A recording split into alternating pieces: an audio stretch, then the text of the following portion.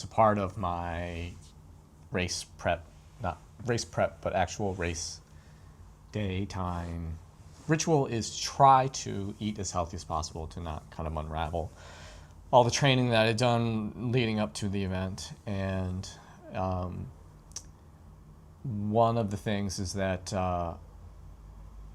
it's really hard to do that when you're traveling, especially when you're traveling to another country. And that's one of the things, one of the reasons why I love taking the van, because I can have my own kitchenette, my own water, all this other stuff, and it just kind of takes out variables. So I'm in France now. I'm in Roubaix, and I last night, and I'm filming this the night before, well, the night after I cooked this meal, just to kind of give you an idea of like what I did in the process, because I think some people are interested in this, fascinated, morbidly curious. Not sure which one it is, but so I wanted to. One of the things I like to just have is as much protein as possible, carbs, because carbs are so easy to get in the Western world. And Aldi, it turns out there's an Aldi nearby the hotel, like 500 meters or something like that. I think that's what Google Maps picked up. So I stupidly stupidly did not plan my time my grocery shopping yesterday, because Aldi closes at 8, and I stupidly got there at 7:50, so it's like 7:47 or something, and it's an Aldi I didn't know, but luckily it was close and it was open, and so I had to quickly comb through what they had, and having an experience with Aldi in the U.S., it's a European chain. The one in Manchester was really, really impressive, this one wasn't as big, didn't have as much selection, but the first thing I saw were these pain au chocolats, and when in Rome or when in France, I had to get some. Plus, they were dirt cheap, but it's nothing quite like processed carbohydrates. But it's a good treat, good snack in case of break-in, in case of emergency, since they're individually packaged. I went ahead and went to the meat department, and this is what I think is interesting. When you go to different parts of the world and see, I love going into groceries because you get to see what people eat, because that gives you a true idea of how people live, and what they value, not what they value, but what they like.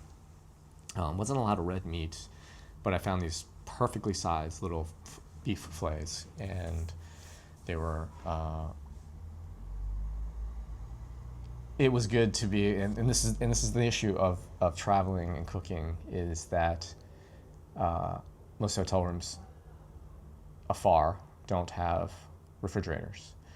In the U.S., they're pretty ubiquitous in hotel rooms, but a lot of ones outside, they don't have refrigerators.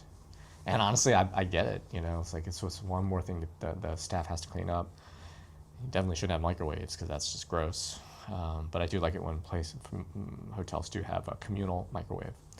But one of my favorite things in Aldi is the aisle of shame and all of their Aldi finds, and I could spend a long time combing through there. But this time I had a reason to, and the reason is to find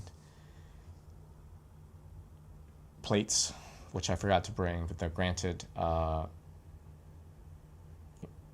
should have packed. I don't know why I didn't do this. I should have packed a plastic plate, heavy-duty plastic plate, just to save on having to do what I did, was trying to find some disposable plates. Or ideally, I would have liked to find a reusable one. The only downside of reusable plastic plates is the plastic cuts kind of easily, and kind of freaks me out having the little cuts in it. And that said, I also, though I pack in my race bag a spork, a folding spork that's got a kind of a serrated edge. It's not the sharpest thing. Pardon the noise. I open the windows because it's beautiful out. They didn't have really much.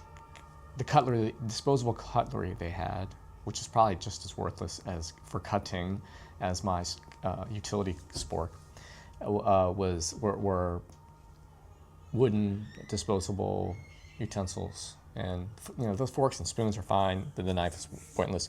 So I was kind of like, oh crap, how am I going to cut stuff? I didn't notice that I couldn't find any like real cutlery there, steel cutlery.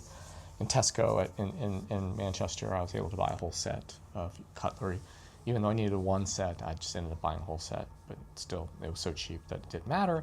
And that said, in the Aldi finds, I did find a pair of scissors, a set of scissors, which I could have also used back at home, so it wasn't a complete waste. Because I figured I could actually cut my meat. But and then I found like a sharp steak knife.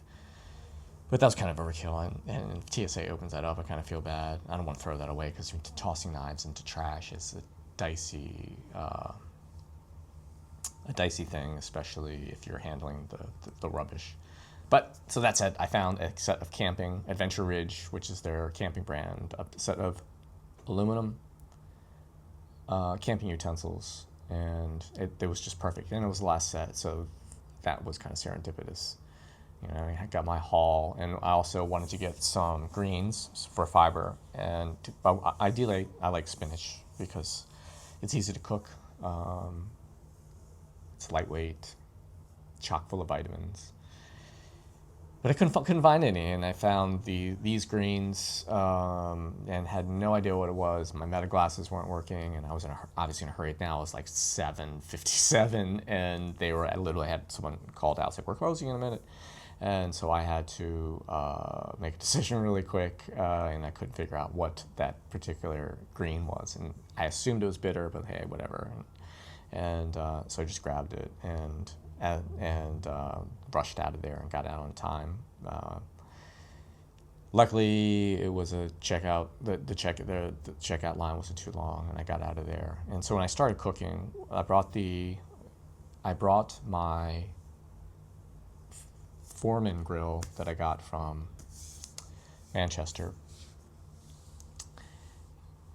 and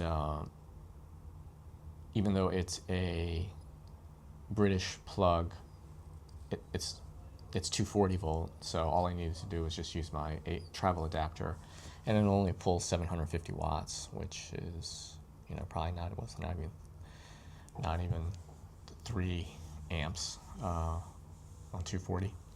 And the thing was, like, I stupidly thought that the little C plug was going, the travel adapter was going to adapt to it. But fortunately, I brought my big fat one, and that took care of the problem. Plugged it right in, heated right up, plopped the steak on, and here we go. I've got a couple of fillets of beef. Give it a little more time. I mean, look at that sear. It's pretty good, huh? Turn it around a little bit. And that's a total of 5 minutes. I think that should be enough. This thing's great. Plugged it into my adapter, and we'll be eating it. This is my drip tray, which was the container for the steak, which I washed out. And yeah, cooking this in the bathroom. It's pretty ghetto. And for my green, I'm going to have this. I have no idea what this is. I'm sure it's probably bitter, but hey, whatever. I also have some herbs de Provence for 95 cents. You know, hey, when in Rome. That's gonna give this a little bit of seasoning, and I'm gonna throw a bit of greens on there. We'll see how this tastes. So hopefully it's not too steamy. What I'm gonna do is gonna mix in some uncooked greens in here and use the heat to help clean it. I should probably use my plastic fork that I packed in my luggage to do this. I don't have to scrape this sort of non-stick surface. Yeah, cooked down a lot. Looks pretty good though. Oops.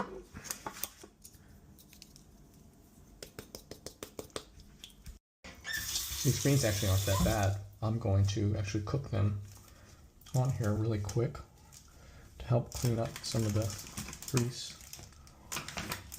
And yeah, this is going to taste pretty good. This is going to cook down really fast.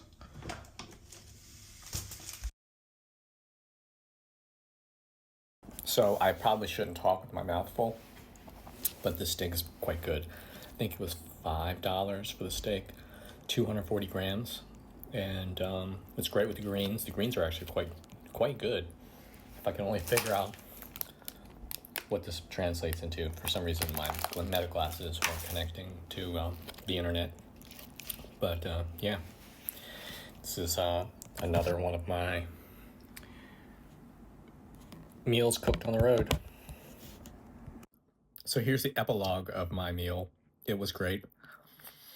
The funny thing was, is the most expensive part of the whole meal, there wasn't a price tag since this was the last set, was this aluminum camping set of cutlery. It was $5. The steak itself, well, euros. The steak itself was $4.59, which ends up being 8 ounces of beef. So a little under $10. Not bad. It was quite good. I was actually very impressed.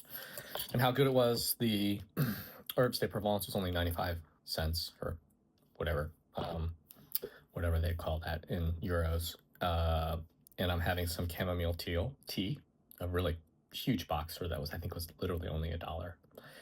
And so this is a very economical meal. More importantly, it was incredibly healthy. And what is not healthy that I splurged on, well, technically I didn't splurge because it was dirt cheap. It was like not even $1.99, not even €2. It's a huge bag, 10 of them, of pain au chocolat. And these things, I think, I didn't read the label, but generally speaking, they're about 300 calories a piece. I like binged on these in Portugal because they were just so good. Totally processed, but it's a good little treat. Hopefully it won't screw up my sleep at 8:45. I'm going to ride tomorrow at 12 hours from now, and then race on Saturday, and maybe Sunday if I become incredibly good overnight.